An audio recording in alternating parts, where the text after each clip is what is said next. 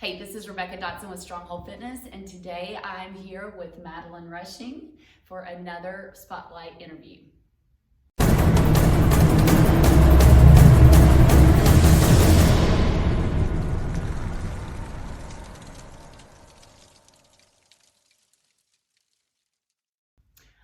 Thank you, Madelyne, for coming and agreeing to chat a few minutes about your health and wellness journey and how a Stronghold has helped you. So tell us how you first got started with Stronghold.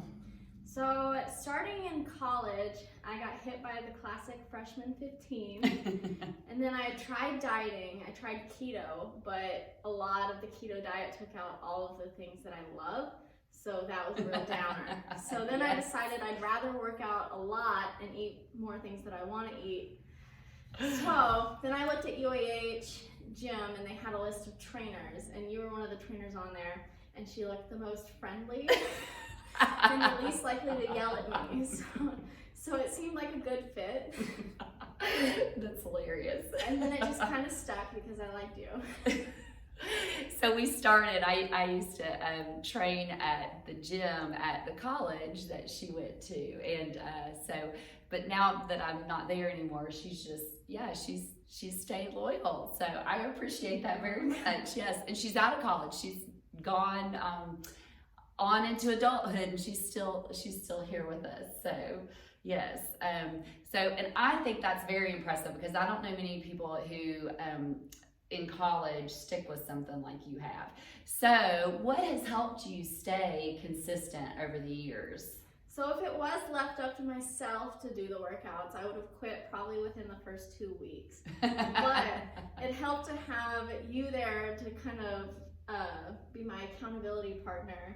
And if ever I was like late or anything, I would feel really bad because you were there. And so I made sure to show up on time every time that we had a session. And you were really good at working with me and trying to push me when I needed to be pushed, but like pull me when I needed to be pulled. And so it really helped a lot to try to account for what I needed, rather than if I was doing it myself, I'd do a couple push-ups and then it'd be hard and then I'd probably quit. It's always better when you have accountability. In general, just anything we do is better when we have accountability. And that really probably, was great preparation for you for accountability and other things like jobs and so forth. So I think accountability is a huge component to a lot of success stories. Right, and it helped a lot rather than instead of quitting, just modifying whatever I was doing. Because if I was doing it myself and I only knew to do one exercise, if it got hard, I'd probably quit it before I modified it because I wouldn't know how to modify it. So it helped a lot to be able to express to you like, hey, this is hard, and then you're like, okay, well, change it in this way, but you're not quitting, you're gonna keep doing it. Yeah, oh, that's good. That's good to know. So how many years have we trained together? Probably 4. 4, yeah. So over the past 4 years of training, and then she's also she does personal training with me, but she also has recently morphed into doing small group classes. What are some things that you have learned? I learned a lot. It's amazing how different it was to kind of transition between the personal training to the group training, and it really helped because it seemed that you understood when to time it to kind of push me into the group setting. But it definitely helped a lot because personal training, I was able to get comfortable with you and and not be so self-conscious about, if anyone was watching me while I was working out. But at the same time, doing it with group classes let me kind of see, okay, well, I got the workout down. This is a good goal. Like I could look at someone and say, okay, I'm going to keep up with you. And so that helped a lot. Yeah, and it's kind of a little bit of a scaffolding effect where,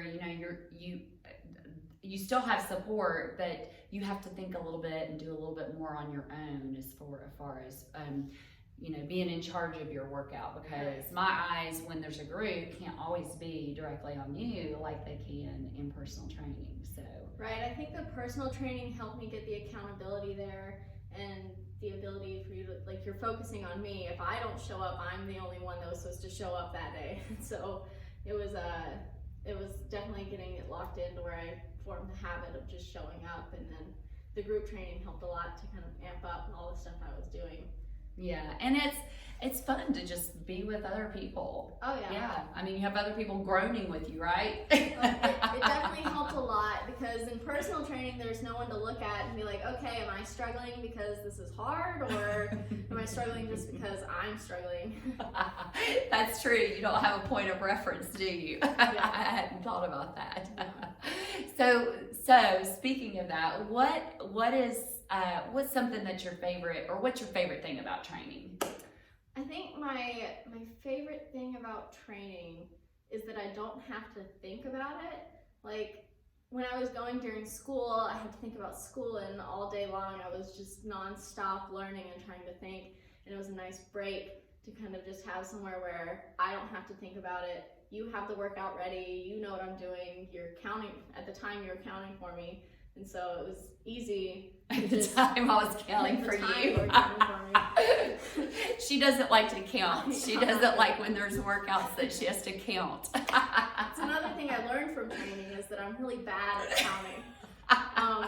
So one-on-one I would count for her, but in group she has to count herself. She really doesn't though. She just follows somebody else. I stopped counting early on. But yeah, so it helped not having to think about it. And even in group classes, just having something that's prepared for you.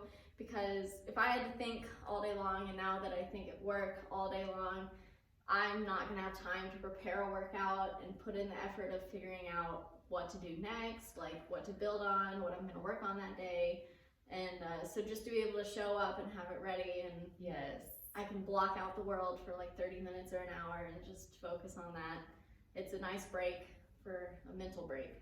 It is. It's probably very helpful to you in that way. And I mean, man, when she was in school, she would tell me the course. She's an engineer, and she would tell me the courses she was taking, and my brain just hurt her explaining a little bit about them. So it's probably good to not have to think for a few minutes of your day, because I know how hard you worked all the way through school. Yeah, it kind of takes away the excuses behind it, where I only have to show up, and there is no like, oh, well, I didn't prepare anything today, or I don't have time. It is a set aside time that I planned like a week in advance, that's what I'm doing that day. And it's such a good habit to just form now, young, because then it'll just be something that is just a part of your life. You know, all the way through. And it should be a part of your week, your day, your week, your life, just like eating is. I mean, it's part of that health and wellness journey. And so many people leave out that component. So just forming those habits now hopefully will make it a lifelong habit, for sure. What do you not like about training? What's your least favorite thing? I think my least favorite part about training, well, one would be the counting. I really do. I'm awful at it. But I think the worst part is that you're so good at it. Like, you're so good at this job, and then I just want, like, you give me something and it seems so easy, and then I try to do it and it's so hard.